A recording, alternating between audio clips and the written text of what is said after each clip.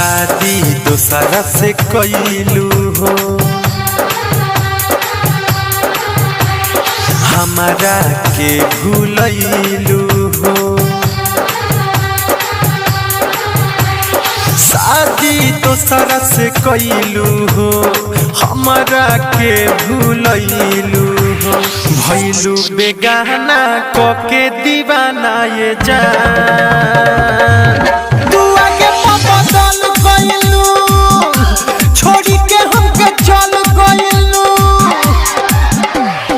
रोइले हरदम मुश्किल जियल कइलू, तू आगे बदल गइलू, छोड़ी के हमके चल गइलू। Mix by Aditya recording studio Gopalganj. DJ Shyam Sundar, DJ Shyam सुंदर। हम जानत कुछ ना रहनी हो, कोई गलती तोहे चाहनी हो। सुनो हम जानत कुछ ना रहनी हो, कोई गलती तोहे चाहनी हो। धैली हलू दोसरा के हाथवा सनम, कबहू ना कुछ कहनी हो। कके हमें बर्बाद तू संभल गइलू,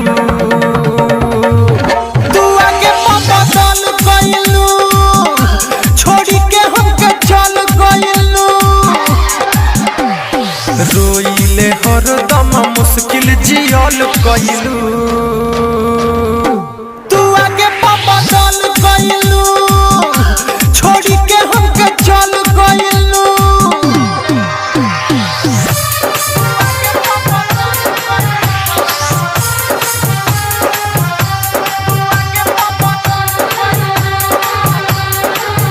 कहे दीपक दीवाना रोके हो, खुश बारू तू प्रिंस के हो के हो।